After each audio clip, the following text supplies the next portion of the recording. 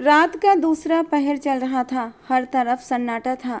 सारे दरवाजे बंद थे। मैं भी गहरी नींद में थी। घर में भी गहरा सन्नाटा था।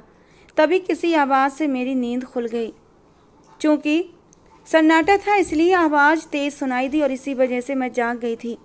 एक पल के लिए मेरे दिल में डर समा गया था, क्योंकि कमरे में मेरे अलावा कोई नहीं था। इसीलिए मैं एक पल के लिए बहुत ज़्यादा घबरा गई थी। आमतौर पर मेरे पति घर पर ही होते थे। उन्हें मुझे अकेला छोड़ना बिल्कुल पसंद नहीं था, लेकिन इन दिनों उनका काम बहुत बढ़ गया था, जिसकी वजह से उन्हें मजबूरन दूसरे शहर जाना पड़ा था। घर में सब थे सिवाय मेरे पति के। मुझे अजीब सी घबराहट होने लगी थी। एक अजीब सा डर मेरे अंदर बैठ गया था। मैं जानती थी ये आवाज़ किसकी है, लेकिन फिर भी मुझे डर लग रहा था। यकीनन मेरे ससुर ऊपर छत पर गए होंगे। ये उनका रोज़ का काम था। वे ऊपर क्यों जाते थे इसकी वजह मुझे नहीं पता थी। रोज़ रात को वे ऊपर जाते और जब वापस लौटते तो पसीने में लथपथ होते थे। ये बात मुझे आज तक समझ नहीं आई थी कि आखिर वे ऊपर क्या करने जाते हैं। मेरे दिल में जिज्ञासा घर कर चुकी थी। मैं हर हाल में ये राज जानना चाहती थी, लेकिन हर बार नाकाम रहती। लगातार 2 दिन तक मैंने हिम्मत की थी ताकि मुझे पता चल सके कि वे ऊपर क्या करने जाते हैं। मैंने 2 दिन तक हिम्मत जुटाई थी कि उनके पीछे जाकर पता करूं कि वे ऊपर करते क्या हैं। वैसे भी उनकी नीयत मुझे कुछ अच्छी नहीं लगती थी। वे बहुत अजीब स्वभाव के इंसान थे। मुझे एक आँख नहीं भाते थे। खासकर जब से मेरी सास का निधन हुआ था, तब से वे बहुत ही बदले बदले लगते थे। उनका बर्ताव, उनका रवैया, सब कुछ बदल गया था।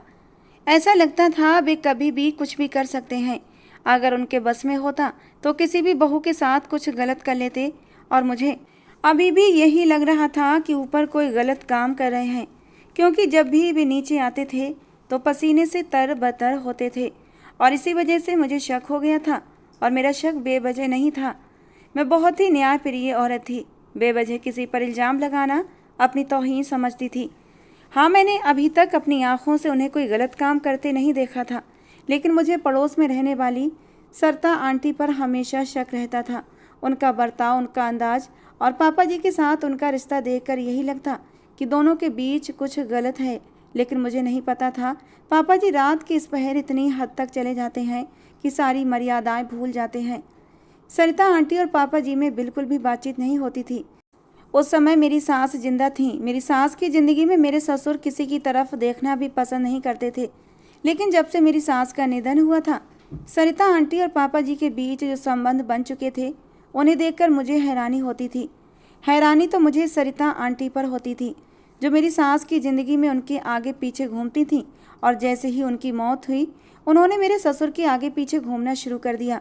क्या वे मेरी सास के मरने का इंतज़ार कर रही थीं, या फिर कोई और वजह थी? मैं अजीब सी उलझन में फंसी हुई थी। मेरी सास की सरिता आंटी से बहुत अच्छी जान पहचान थी। मेरी सास उन्हें अपनी बहन मानती थी। इसी वजह से वे हमारे घर आती जाती रहती थीं। मेरे ससुर और उनकी बातचीत बिल्कुल एक साले और बहनोई की तरह थी, और यही चीज़ मुझे खतरे की घंटी लगती थी। कहने को तो उनकी उम्र 45 या 50 साल थी, लेकिन उनकी हरकतें बेहद असामान्य थीं। मुझे पता था कि ऊपर क्या हो रहा होगा। मैंने धीरे धीरे अपने पति से भी इस बारे में बात की थी, लेकिन उन्हें मेरी बातें हमेशा मजाक लगा करती थीं। वे कहते, तुम तो बिल्कुल पागल हो, बेवजह पापा पर शक करती हो। वे तो बड़े ही शरीफ और धार्मिक इंसान हैं। मुझे ये बात मालूम थी, लेकिन मेरे शक की प्रवृत्ति के चलते मैं मजबूर थी। मैं जानती थी कि उनके पापा कैसे हैं। बच्चों को तो अपने पापा का बुरा लगना ही चाहिए, लेकिन मैं तो उनकी बहू थी, इसलिए मुझे हर चीज़ देखनी थी।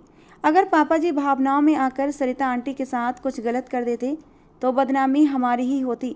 इसलिए मैं चाहती थी कि पहले ही सबके सामने सच आ जाए। मैंने कई बार अपनी देवरानी और जेठानी से भी इस बारे में बात की थी, लेकिन कोई मेरी बात पर विश्वास नहीं करता था। सबका कहना था कि तुम बेवजह ऐसा बोल रही हो। पापा जी तो दूध पीने के बाद इतनी गहरी नींद सोते हैं कि उन्हें होश ही नहीं होता। जब से माँ जी का निधन हुआ है वे तो बस अपने में ही मगन हो गए हैं। हाँ, ये बात तो सच थी। जब मेरी सास जिंदा थी तब से मेरे ससुर हमेशा बरामदे में चारपाई पर ही बैठे रहते थे, लेकिन जब से मेरी सास का निधन हुआ था तब से मेरे ससुर ज़्यादातर बाहर रहते थे या फिर सरिता आंटी के घर। इसके अलावा भी अक्सर उन्हें मिलते रहते थे। घर वालों को तो उन्होंने समय देना ही छोड़ दिया था, और अब रोज़ाना दूध पीने के बाद जब से वे छत पर जाने लगे थे, ये सब मुझे बहुत चिंता में डाल रहा था। मैं सोचकर अपने बिस्तर से उठी। घर पर मेरे पति भी नहीं थे। ये एक अच्छा मौका था। अगर मैं बाहर जाती तो मेरे पति मुझे रोक लेते और डांट कर सुला देते, लेकिन अब वे घर पर मौजूद नहीं थे, तो मेरे पास एक अच्छा मौका था। अगर आज मैं ये मौका गंवा देती तो मैं कभी भी अपने ससुर का ये गुनाह सामने नहीं ला सकती थी। इसीलिए मैं चुपचाप बिस्तर से निकलकर बाहर आ गई। बरामदे में नज़र दौड़ाई तो सबके कमरे बंद थे सिवाय ससुर के। उनके कमरे का दरवाज़ा खुला हुआ था और ऊपर जाने वाला रास्ता भी खुला था, यानी मेरे ससुर छत पर ही थे। मेरे दिल की धड़कनें तेज होने लगी थीं। मुझे अजीब अजीब ख्याल आ रहे थे। डर भी लग रहा था कि अगर इस समय मुझे किसी ने देख लिया तो न जाने क्या कोई सोचेगा कि मैं उनके पापा की जासूसी कर रही हूँ। मैं कदम कदम बढ़ाती ही ऊपर जा रही थी। मैंने बिल्कुल भी आवाज़ नहीं की, क्योंकि मैं अपने ससुर को कोई भी होशियारी करने का मौका देना नहीं चाहती थी। मैं उन्हें रंगे हाथों पकड़ना चाहती थी। मैंने अपना मोबाइल भी हाथ में ले रखा था। उस समय तो मैं शोर करके सबको नहीं जगा सकती थी, क्योंकि अगर ऐसा करती तो आस पड़ोस के लोग भी जाग जाते और फिर बदनामी हमारी ही होती। इसीलिए मैंने वीडियो बनाने का सोचा था ताकि सबको दिखा सकूं और उनका सच सामने ला सकूं। लेकिन मुझे नहीं पता था कि आज मेरी आंखों के सामने क्या आने वाला है, उनका कौन सा रूप आज मैं देखने वाली हूं। मेरा दिल बहुत तेज़ी से धड़क रहा था। मैं बार बार मुड़कर नीचे की तरफ देख रही थी कि कहीं कोई ऊपर ना आ जाए। फिर जैसे ही आखिरी सीढ़ी पर पहुंची तो एक अजीब सी आवाज़ आई। ये आवाज़ सरिता आंटी की बेटी रिया की थी, जिसकी उम्र सिर्फ 12 साल थी। वो बच्ची दूध से भी ज़्यादा सफ़ेद थी और बहुत ही खूबसूरत थी। उसे देखने वाले उसे देखते ही रह जाते थे। इतनी छोटी सी उम्र में ही उस लड़की में इतना हुस्न था कि कोई भी उसे देखकर तुरंत दिल हार जाए। मैं तो ज़्यादातर उस बच्ची को अपने घर आने ही नहीं देती थी, क्योंकि हमारा घर मर्दों वाला था। मेरे पति, जेठ, देवर, किसी की भी नीयत उस बच्ची पर फिसल सकती थी।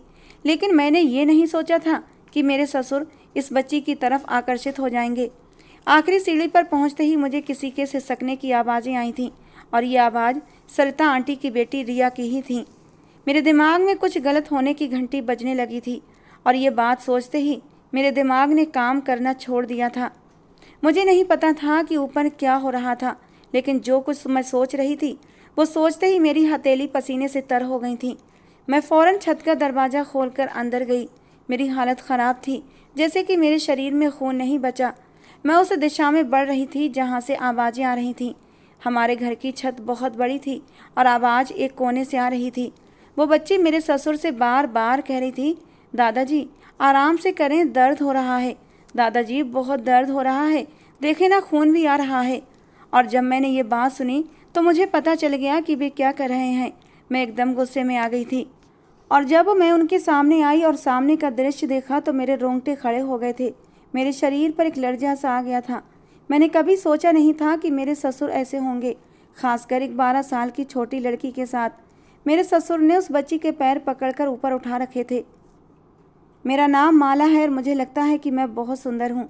मुझ में दुनिया की सभी अच्छी बातें हैं। मुझे पता है कि घर को कैसे संभालना है, पति के क्या अधिकार हैं। लेकिन इसके बावजूद मेरे पति घर पर रहना पसंद नहीं करते। वे हमेशा ज़्यादातर बाहर रहते हैं। उन्होंने कभी भी मुझसे प्यार का इजहार नहीं किया, शायद इसलिए कि हमारी शादी अरेंज मैरिज थी। मेरे ससुर और ससुराल वाले एक दूसरे के साथ बहुत प्यार से रहते थे। खासकर मेरे सास ससुर आपस में बहुत ही प्यार से रहते थे। दोनों एक दूसरे के साथ ऐसा बर्ताव करते जैसे वे 16 या 17 साल के हों। मुझे लगता था कि वे दोनों एक दूसरे से बहुत प्यार करते हैं। मेरी जेठानी और देवरानी भी ऐसा ही करते थे, लेकिन मुझे अपने पति से प्यार नहीं मिला। मैंने सोचा कि कम से कम मेरे पति मुझे 2 समय की रोटी तो खिलाते हैं।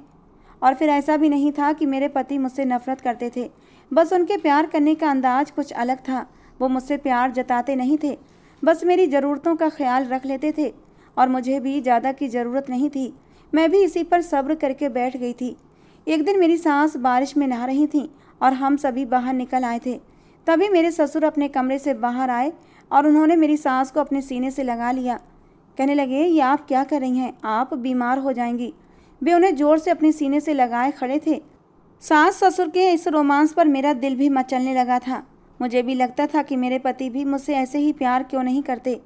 अगले दिन सास की तबीयत खराब हो गई और मेरे ससुर उनकी सेवा करने लगे।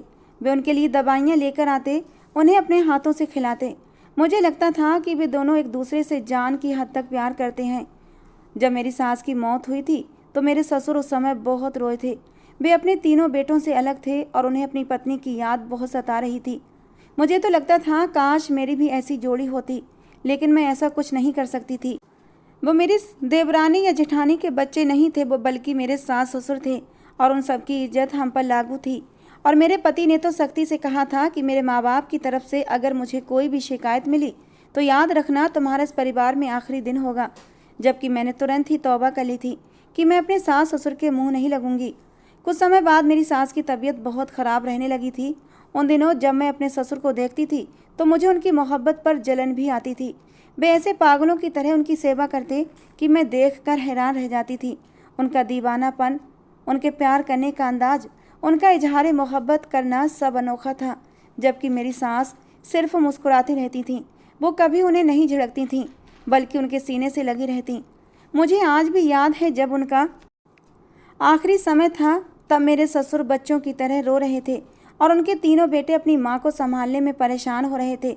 जबकि मेरे ससुर एक कोने में बैठे थे और उनकी हिचकियाँ पूरे घर में गूंज रही थीं। अचानक मेरी सास ने उन्हें इशारे से अपने करीब आने का कहा, जबकि मेरे ससुर फौरन ही नामे सिर हिलाने लगे। वे करीब आना नहीं चाहते थे क्योंकि वे समझ गए थे कि मेरी पत्नी अब जाने वाली है। लेकिन जब उन्होंने अपने पति को दोनों हाथ फैलाकर अपने पास बुलाया तो वे उनका बुलावा नहीं ठुकरा पाए और फौरन ही उनके करीब चले गए। जबकि मेरी सास उनके गोद में सिर रखकर दम तोड़ चुकी थीं। और वो पल था जब हमारे घर में कयामत आई थी। मैंने अपने ससुर का रोना देखा था। उनके रोने का अंदाज ऐसा था कि मेरी भी आंखें भर आई थीं। मैं दिल ही दिल में मलाल कर रही थी। यकीनन इन दोनों पति पत्नी को मेरी ही जलन ने खा लिया था, वरना तो घर में कोई भी ऐसा नहीं था जो मेरे सास ससुर की मोहब्बत को देखकर जलन महसूस करता। दिन बीत रहे थे लेकिन मेरे ससुर की हालत किसी भी तरह नहीं संभल रही थी। वो ऐसे थे जैसे कोई जिंदा लाश हो। मेरे पति बताते हैं, जब माँ को चिता पर उतारा गया था तो पिता उस चिता में ही लेट गए थे और कह रहे थे, मैं अकेला इस दुनिया में नहीं रहूँगा, मुझे मेरी सरला चाहिए। उन्हें बहुत मुश्किल से संभाला गया था। मैं तो ऐसी मोहब्बत सुनकर निहाल हो गई थी कि वाकई मोहब्बत हो तो मेरे ससुर जैसी। वे बिल्कुल चुप हो गए थे, न किसी से बात करते थे, न ज़्यादा खाते पीते थे। मेरे पति और उनके भाई दोनों बहुत परेशान थे। हर वक्त अपने पापा के साथ लगे रहते थे। उन्हें समझाते कि देखो पापा, अगर आपको कुछ हो गया तो हमारा क्या होगा, आप हमें क्यों अनाथ करना चाहते हैं। जबकि मुझे भी अपने ससुर से अब सहानुभूति होने लगी थी। मेरे दिल में भी ये ख्याल आता था कि बड़े बूढ़ों का घर में होना बेहद ज़रूरी है। अगर उन्हें कुछ हो जाता तो वाकई हमारा सरपरस्त कोई नहीं रहेगा। लेकिन वे तो अपना ख्याल रखना ही नहीं चाहते थे। वे साफ कहते कि मेरी जोड़ी चली गई है, मैं भी उसके पास ही चला जाऊंगा, मुझसे अकेले नहीं रहा जाता। जबकि मेरी आंखें भर आती थीं। इसी दौरान हमारे पड़ोस में रहने वाली सरिता आंटी, जो घूमने के लिए झारखंड गई हुई थीं, जब वो अपने बच्चों के साथ वापस आईं और अपनी मुँह बोली बहन के बारे में सुना तो उनकी हालत भी देखने लायक थी। वो एकमात्र ऐसी औरत थीं जिनके साथ बैठकर पापा थोड़ा बहुत मुस्कुरा लेते थे। हम सबको भी सुकून आ गया था कि उनकी ज़िंदगी में थोड़ा बदलाव आया। अगर ऐसा ही रहता तो वे बहुत जल्द माँ के पास पहुँच जाते। मेरे पति भी इस बात को लेकर बहुत परेशान थे और मुझे अपने पति की ये परेशानी बिल्कुल भी देखी नहीं जाती थी। सरिता आंटी ने उन्हें बहुत हद तक संभाल लिया था। अब पापा उनके घर ही पाए जाते थे। हम लोग उनका दोपहर का खाना बना लेते, लेकिन अक्सर वे उनके घर से ही खा कर आते थे। सरिता आंटी के पति का निधन बहुत पहले हो चुका था। उनके बहू बेटे भी अलग रहते थे। बस उनके साथ उनकी एक छोटी बेटी रिया रहती थी, जिसकी उम्र 12 साल थी। वो उनकी बहुत ही लाडली बेटी थी। मैंने कभी रिया को अपने ससुर के साथ दिन के समय नहीं देखा था, इसलिए मुझे कभी उस बच्ची पर और अपने ससुर पर शक नहीं गया। वैसे भी रिया उन्हें दादा कहती थी और मैं भी उस बच्ची को इसी रिश्ते से देखती थी। लेकिन सब कुछ इतना आसान नहीं होता जितना हम समझते हैं। असली हकीकत कुछ और होती है। कुछ दिनों से मुझे पापा के हालात बहुत बदले बदले लग रहे थे। उनका अंदाज, उनके बात करने का अंदाज सब बदल गया था। वे मेरे साथ, मेरी देवरानी के साथ और जेठानी के साथ बहुत ही रूखे अंदाज में पेश आते थे। हम कभी उनके आगे खाना रखते तो हम लोगों को झिड़क दिया करते थे। मुझे तो बिल्कुल भी महत्व नहीं देते थे। मुझे बहुत हैरत होती थी कि भला वे ऐसा क्यों करते हैं। आज से पहले तो कभी उन्होंने ऐसा नहीं किया। जब मेरी सास जिंदा थी तब वो सारी बहुओं को सर आँखों पर बिठाते थे। हफ्ते के हफ्ते सारी बहुओं को खर्ची दिया करते थे, राशन वगैरह डलवाते। लेकिन अब तो वो बिल्कुल ही बदल गए थे। बस सरिता आंटी और उनका घर ही उनका सब कुछ था, और यही चीज़ मुझे बहुत बुरी लगती थी। कई बार मैंने शब्दों ही शब्दों में अपनी देवरानी और जेठानी से इसका जिक्र करना चाहा, लेकिन उन्होंने ये बोलकर बात को ख़त्म कर दिया कि यार छोड़ो, उनकी ज़िंदगी है। वैसे ही उनकी पत्नी इस दुनिया में जिंदा नहीं है। अगर उनका दिल कहीं लग रहा है तो उन्हें लगाने दो। अपनी देवरानी और जेठानी की बात सुनकर मैं चुप हो जाती थी, लेकिन मैं अक्सर यही बोलती कि यार कुछ तो गड़बड़ है, कुछ तो हुआ है, हमें देखना चाहिए। लेकिन कोई मेरी बात सुनता ही नहीं था, और यही वजह थी जो सबको बर्बाद करने वाली थी। कुछ दिनों से मुझे रात के समय छत वाला दरवाज़ा खुलने की आवाज़ आती थी, और मैं अपना वहम समझकर दोबारा सो जाती थी। हमारा कमरा भी सीढ़ियों के बहुत ही करीब पड़ता था, इसलिए आवाज़ बहुत आसानी से आ जाती थी। मेरी नींद भी कुछ कच्ची थी, इसलिए मैं जल्दी सो नहीं पाती थी। जरा सी आहट पर ही मेरी आँख खुल जाती, और अब भी कुछ ऐसा ही हुआ था। कुछ तो गड़बड़ थी, लेकिन कोई मेरी बात पर विश्वास नहीं करता था। मैंने अब जासूसी करना शुरू कर दिया था। जैसे ही आवाज़ आती मैं फ़ौरन बाहर आ जाती, और बाहर मेरे ससुर दूध पीकर फ़ौरन ही ऊपर की तरफ चले जाते थे। एक दिन तो मैं लॉन्ज में ही बैठ गई थी और उनके आने का इंतज़ार करने लगी। जब वे नीचे उतर कर आए तो उनका पूरा शरीर पसीने से भीगा हुआ था। मेरा दिमाग मुझे गलत गलत अंदेशे दे रहा था, लेकिन मैं ऐसा कुछ भी सोचना नहीं चाहती थी, क्योंकि मेरे ससुर बहुत ही पूजा पाठ और धार्मिक वाले इंसान थे। वे ऐसी कोई हरकत नहीं कर सकते थे जो इस तरह पाप के स्थान पर आती हो। लेकिन मुझे ऐसा लग रहा था, क्योंकि दूध पीकर जाना और वापसी पर पसीने से तरबतर होना कुछ अच्छी निशानी नहीं थी, और यही मेरे शक को हवा दे रही थी। इसी वजह से मैं अपना शक यकीन में बदलने के लिए उन पर कड़ी नज़र रखे हुए थी। बस मुझे मौका चाहिए था। मेरे पति वैसे ही अपने काम के सिलसिले में दूसरे शहर जाते रहते थे, और इस बार उन्हें दिल्ली जाना पड़ा था। पहले तो मैंने उन्हें रोकना चाहा, हर बार की तरह इस बार भी रोका था, लेकिन कुछ सोचकर मैं चुप हो गई थी। अगर मेरे पति चले जाते तभी तो मैं अपने ससुर का सच सामने ला सकती थी। इसलिए मैंने एक बार बोलकर दोबारा उन्हें टोके बिना उन्हें दिल्ली जाने के लिए कह दिया था, जबकि मेरे पति मुझसे मुलाकात करके अपने काम के सिलसिले में निकल गए थे। उन्हें 3 से 4 दिन बाद आना था, और इस चीज़ की इस बार मुझे कोई फिक्र नहीं थी, वरना तो हमेशा मैं उनके जाने पर रोया करती थी, उन्हें रोकती थी। लेकिन इस बार मैंने ऐसा कुछ नहीं किया।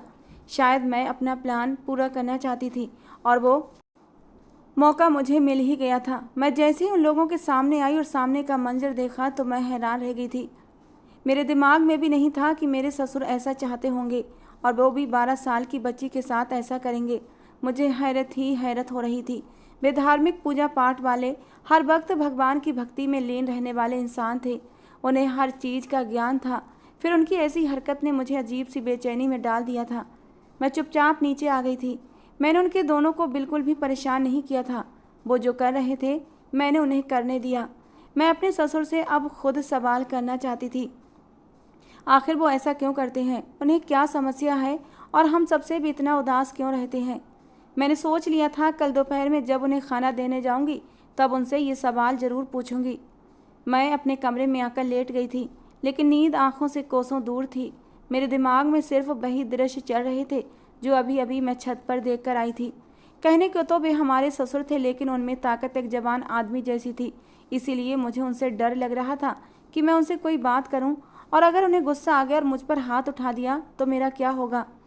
लेकिन अगर इस बार मैं चुप नहीं रह सकती थी। अगली सुबह नाश्ता वगैरह करने के बाद मैंने अपने ससुर के खाने की जिम्मेदारी ले ली थी, और साथ में नाश्ते की टेबल पर भी उन्हें कह दिया था कि आज मैं आपका पसंदीदा खाना बना रही हूँ, इसलिए सरिता आंटी के घर खाना मत खाना। पापा जी सिर्फ हूँ करके रह गए थे। दोपहर का खाना वगैरह तैयार करने के बाद मैं दरवाजे पर ही बैठकर उनका इंतज़ार करने लगी। मैं बस उन्हें खाना देना चाहती थी, और उसके बाद अपने सभी सवाल उनसे पूछना चाहती थी जो मेरे दिलो दिमाग पर काबिज हो चुके थे। थोड़ी देर बाद ही वे टहलते टहलते घर आए और मुझे खाने का बोलकर अपने कमरे में चले गए। मैंने जल्दी जल्दी उनकी ट्रे सजाई और उनके कमरे में पहुंच गई। वे सोफे पर बैठे मोबाइल चला रहे थे। मैंने उनके सामने खाना रखा और वहीं पर जमकर खड़ी हो गई, जबकि उन्होंने 1-2 निवाले खाने के बाद मेरे खाने की तारीफ़ की और चुपचाप अपना खाना खाने लगे। तब मैं अपने आप में हिम्मत इकट्ठा कर रही थी कि मैं उनसे वो सवाल पूछ सकूं, लेकिन मुझ में हिम्मत नहीं आ रही थी। एक तो वे मेरे ससुर थे, ऊपर से उनकी रौबदार पर्सनालिटी मुझे ये करने से रोक रही थी। जब उन्हें एहसास हुआ कि मैं अब तक वहीं खड़ी हूँ तो उन्होंने सिर ऊंचा किया और मेरी तरफ सवालिया नज़रों से देखते हुए बोले, कुछ काम है? मैं बेवजह सिर हिलाते हुए बोली, जी पापा जी, एक ज़रूरी बात पूछनी है। मेरे अंदाज पर वे ठिठक कर रुके और मेरी तरफ देखते हुए बोले, हाँ बोलो, क्या हुआ? मैंने कहा, आप कल रात ऊपर रिया के साथ क्या कर रहे थे? मेरे इस अचानक सवाल पर वो एकदम ही हड़बड़ा गए थे, जबकि उन्होंने ऐसा कोई गलत काम नहीं किया था जिसमें कोई गड़बड़ हो। वो दोनों तो आपस में खेल रहे थे और रात को रिया के पैरों में कांटा चुभ गया था जिसे निकालने की वो कोशिश कर रहे थे। उसी दर्द के मारे रिया जोर जोर से चिल्ला रही थी और कह रही थी कि दादा आराम से, मुझे तकलीफ़ हो रही है, खून भी आ रहा है, क्योंकि जहाँ रिया को कांटा चुभा था वहाँ से कांटा निकालने के बाद खून बहने लगा था। मेरे मन में अपने ससुर को लेकर पहले जो गलत ख्याल थे, रात रिया के पैर से कांटा निकालते देखकर वो गलत ख्याल कुछ हद तक दूर हो गए थे, लेकिन फिर भी मैं पूरी तरह संतुष्ट नहीं हुई थी। आखिर पापा जी रात के समय रिया के साथ छत पर अकेले क्या कर रहे थे? ये वो फांस थी जो मेरे दिल में चुभी हुई थी और मैं इस फांस को निकालना चाहती थी। जबकि वो मेरी तरफ देखते हुए गुस्से से बोले, तुम हमारी जासूसी करते हो? आने दो अपने पति को, हम बात करते हैं तुम्हारे बारे में। वैसे भी जब से हमारी पत्नी का निधन हुआ है तुम सब हम पर काबिज होना चाहते हो। याद रखना, मैं किसी को भी ऐसा मौका नहीं दूंगा। उनके एकदम से तेज में आने से मैं घबरा गई थी और फौरन ही बोली, पापा जी ऐसी कोई बात नहीं है, आप ऐसा उल्टा सीधा क्यों सोचते हैं? आप तो हमारे लिए सब कुछ हैं, अगर आप नहीं तो हम नहीं। घर में एक बुजुर्ग का होना ज़रूरी है। मैं तो बस आपसे इसलिए पूछ रही थी कि आप रिया के साथ रात में कौन सा खेल खेल रहे थे और आपने रात का समय ही क्यों चुना? सरिता आंटी के घर तो आप दिन को भी जाते हैं, तो आप दिन में क्यों नहीं खेलते? पापा जी बिल्कुल चुप हो गए थे। उनके पास बोलने के लिए कुछ भी नहीं बचा था। शायद उनकी चोरी पकड़ी जा चुकी थी। वो मेरी तरफ देखते हुए बोले, देखो लड़की, हमारे काम में दखल मत दिया करो। जो हम कर रहे हैं उसी में खुश रहो। वैसे भी तुम लोग अभी तक हमें कोई पोता पोती तो दे नहीं सके। अगर हम किसी और की औलाद के साथ खुश हैं तो हमें अपने में मगन रहने दो। क्यों हमें जिंदा मारना चाहते हो? और मेरे ससुर की बात सुनकर मेरे दिल को एक धक्का सा लगा था। मुझे तो इस बात का ख्याल ही नहीं था कि पापा जी को किसी बच्चे की ज़रूरत महसूस होती होगी। हमारे घर में कोई भी छोटा बच्चा नहीं था। मेरी जेठानी के 2 बच्चे थे, एक लड़का और लड़की। लड़की की तो उन्होंने शादी कर दी थी और लड़का पढ़ने के लिए विदेश गया हुआ था। मेरी देवरानी ने भी अभी तक कोई बच्चा प्लान नहीं किया था, क्योंकि अभी उसकी शादी को सिर्फ 2 साल हुए थे और वो चाहती थी अभी अपनी शादी के नए नए दिनों को अच्छे से एंजॉय करे। मेरे दिल में भी ये नादानी हुई थी। मेरे पति ने कई बार मुझसे कहा कि हम बच्चा पैदा कर लेते हैं, लेकिन हर बार मैंने उनको ना कर दिया था कि अभी नहीं, मैं अभी बच्चे संभालने की हालत में नहीं हूँ, क्योंकि पिछले 1 साल से मैं रसौली की बीमारी से जूझ रही थी, जिसका इलाज कराने में मैं काफ़ी परेशान हो चुकी थी। अब कहीं जाकर ठीक हुई थी, इसलिए इतनी जल्दी अब बच्चा पैदा करना नहीं चाहती थी। जबकि मेरे ससुर अब खफा खफा नज़र आ रहे थे। मैं उनके पाँव के करीब ही बैठ गई और उनसे माफ़ी मांगने लगी कि मेरा ऐसा कोई इरादा नहीं था आपको तकलीफ़ पहुंचाने का। अगर ऐसी कोई बात थी तो आप हमसे कहते। आप दूसरों के बच्चों के साथ ऐसा क्यों करते हैं? वो मुझसे बस इतना ही बोले, जब से मेरी पत्नी सरला का निधन हुआ है मैं खुद को बहुत अकेला महसूस करता हूँ। मुझे एक बच्चे की ज़रूरत है जिसके साथ मैं अपना दिल बहला सकूँ। रिया बिल्कुल मुझे अपनी सगी पोतियों की तरह प्यारी है। मैं सरिता के घर सिर्फ रिया की खातिर जाता हूँ। उसकी शरारतें, उसकी बातें मेरा दिल बहलाती हैं, लेकिन उसकी माँ उसे ज़्यादा देर मेरे पास बैठने नहीं देती। पढ़ाई करने के लिए कभी ट्यूशन भेज देती है तो कभी उसे डांस क्लास भेज देती है। मैं उसका घंटों बैठकर इंतज़ार करता हूँ, लेकिन रिया से मेरी मुलाकात बहुत कम हो पाती है। रिया भी मुझसे बहुत प्यार करती है। मैं उसके लिए ढेर सारी चॉकलेट्स और खिलौने भी लेकर आता हूँ और मैंने रिया को कह रखा है कि वो रात को छत से होती हुई मेरी छत पर आ जाया करे। मैं उसे चॉकलेट्स भी दूंगा और खिलौने भी दूंगा। इस तरह वो छत पर आती है। उसके साथ मेरा अच्छा टाइम पास हो जाता है। मेरे दिल को सुकून मिलता है। पापा जी के चेहरे पर से ही उनके अकेलेपन का दर्द टपक रहा था और मुझे उनका दर्द अपने दिल में उठता महसूस हो रहा था। और मैंने इस बार सोच लिया था मैं कुछ भी करके एक बच्चा प्लान करूंगी जिसकी वजह से घर में थोड़ी रौनक आ जाए और इस तरह पापा को रातों को छिप छिप कर दूसरों के बच्चों के साथ खेलने के लिए न जाना पड़े। अपनी बेटी के साथ सरिता आंटी को किसी का बात करना बिल्कुल भी पसंद नहीं था। इस बात से मैं अच्छे से जानकार थी और तभी तो पापा जी रिया के साथ रात का समय चुनते थे और उसके साथ खेलते थे और जब नीचे आते तो पसीने से तरबतर होते थे।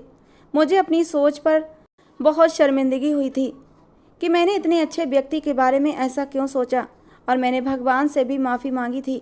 इसके बाद जब मेरे पति घर वापस आए तो मैंने उनके सामने अपनी इच्छा का इजहार कर दिया और शायद भगवान ने हमें संतान देने का फैसला कर लिया था। इसीलिए अगले ही साल हमें एक प्यारा सा बेटा हुआ। अब मेरे ससुर रिया को छोड़कर अपने पोते में ही मगन हो गए हैं और मैंने भी सुकून का सांस लिया, क्योंकि अगर सरिता आंटी को इस बारे में कुछ भी खबर होती तो न जाने वो क्या सोचती। इसीलिए मैंने पहले ही सब चीज़ों को कंट्रोल कर लिया था। दोस्तों, आज की हमारी ये कहानी आपको कैसी लगी ज़रूर बताना। पसंद आई हो तो प्लीज़ लाइक करना। रोज़ एक नई कहानी सुनने के लिए हमारे चैनल को भी सब्सक्राइब करना। मिलते हैं दोस्तों अगली किसी नई कहानी के साथ।